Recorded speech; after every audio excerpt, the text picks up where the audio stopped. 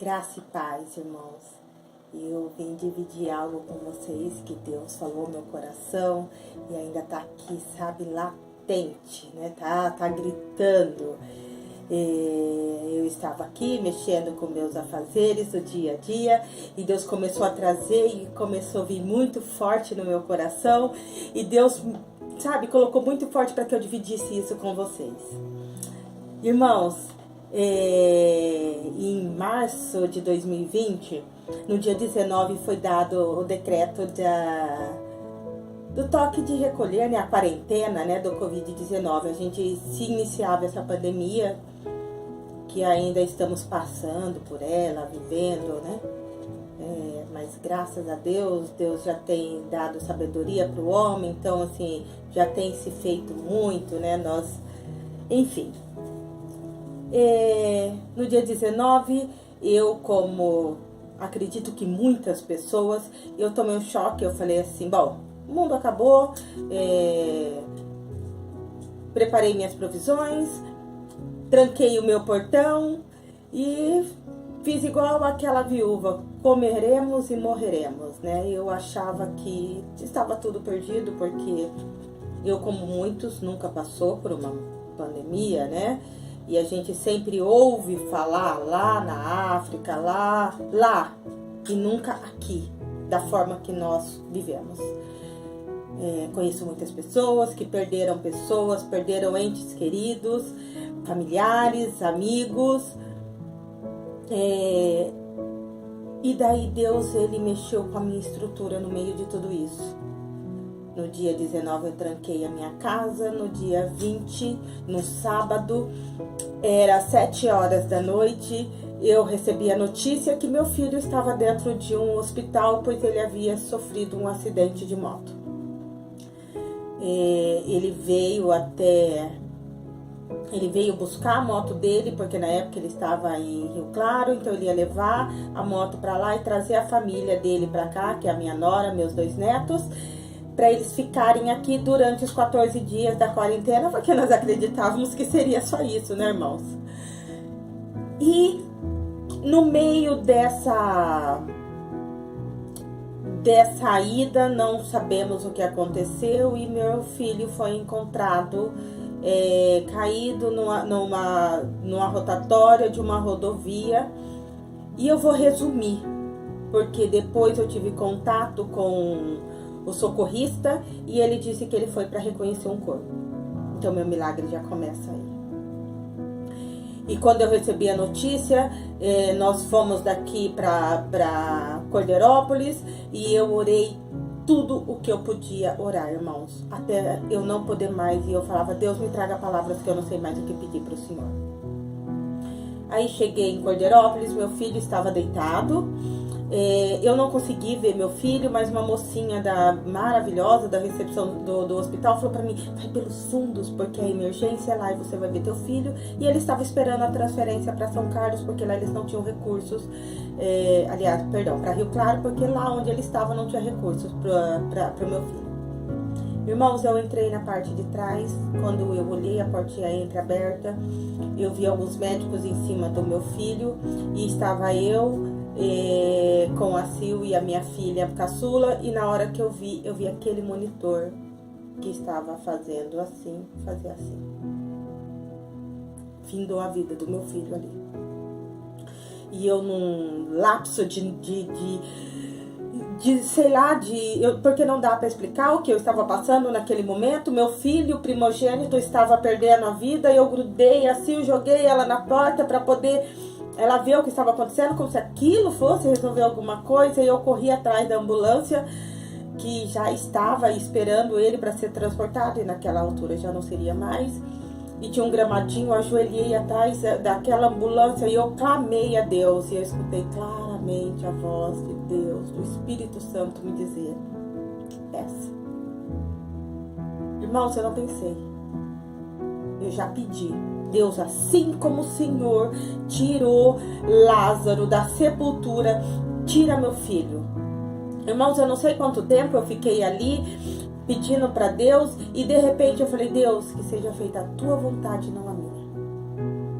Se a história do meu filho se findou ali, seja feita a sua vontade, não a minha. Porque eu não quero meu filho pela metade, eu quero meu filho por inteiro.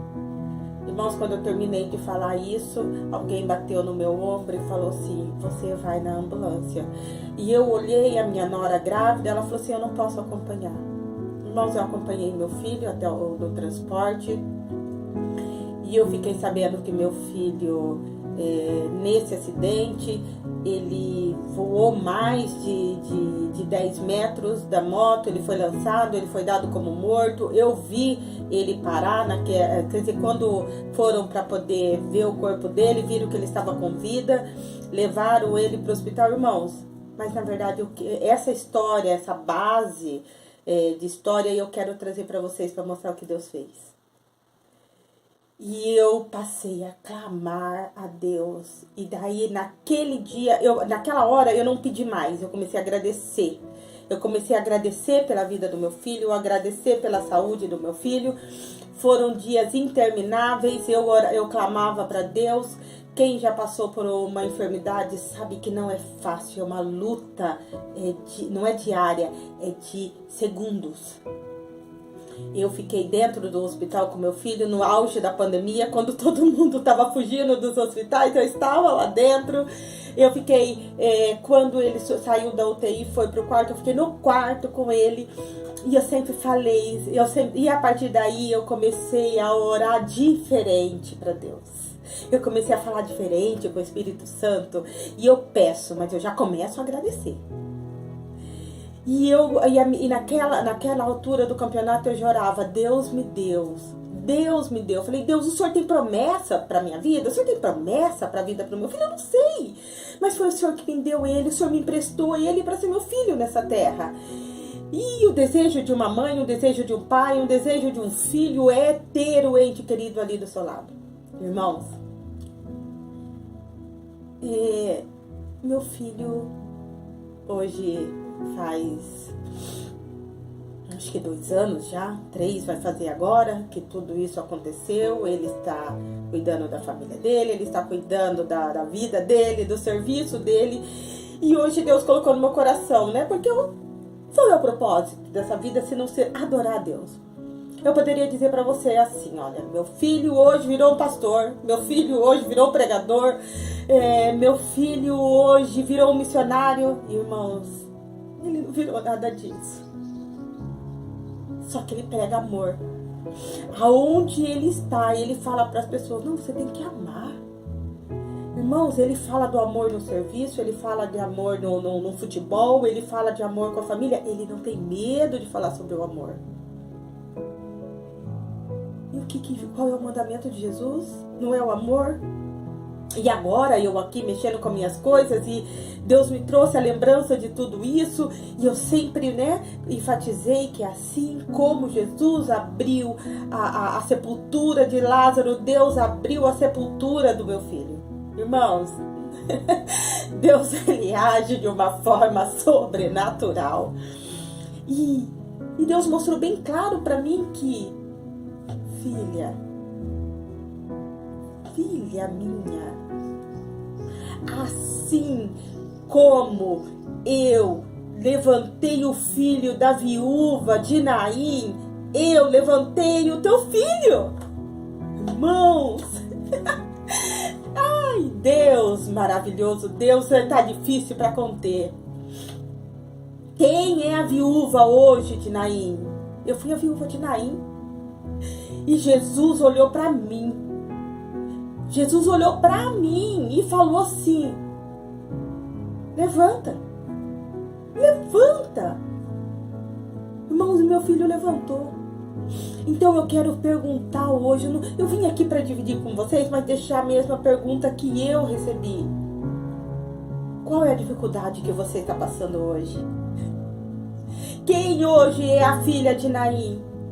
Quem hoje está sepultando sonhos? Quem hoje está sepultando o emprego? Quem hoje está sepultando o ministério? Quem hoje está sepultando a religião? Irmão, você pode sepultar tudo isso. Você pode, mas você não pode nunca, jamais sepultar Jesus Cristo. Você jamais pode sepultar nosso Jeová, nosso Deus, nosso eterno Pai. Você jamais poderá sepultar o Espírito Santo, nosso Consolador. Irmãos, que Deus venha abençoar nossa vida, nossa casa, que essa loucura que o mundo se transformou venha passar, e se não passar, que Jesus volte. Mas, irmãos, não sepulte aquilo que Deus te deu como promessa. Irmãos, não entregue ao sepulcro o seu chamado a Deus, o seu ministério, a tua casa, o teu serviço, o teu filho. Irmãos, um dia, eu tô falando que aquela mulher, ela entregou o filho dela para a morte. Ela estava sepultando. Olha que loucura, ela estava indo enterrar o filho dela, junto com uma multidão chorando, e Jesus vinha com uma multidão atrás dele, escutando a palavra dele, e essa multidão se encontrou, e uma multidão em festa, uma multidão em planto. Jesus simplesmente virou para o filho daquela viúva de Naim e falou: levanta! E tudo aquilo que era choro virou alegria. Irmãos, um dia eu saí daqui para uma outra cidade para poder recolher o corpo do meu filho, e hoje eu trouxe, né? Eu resgatei o meu filho, eu trouxe o meu filho, ou seja, hoje nós vivemos em festa com a vida dele.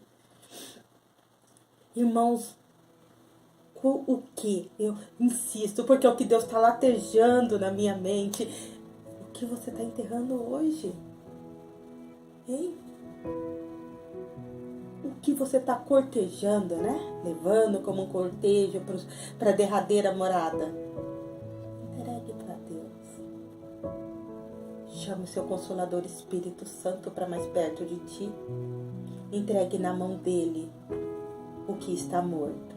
E viva a promessa de Deus na sua vida. Amém? Que a paz do Senhor, que o Espírito Santo e Jesus façam morada na tua casa, na tua família, na tua vida. E que tudo aquilo que está morto seja ressuscitado em nome de Jesus. Amém. Amém. Glória a Deus.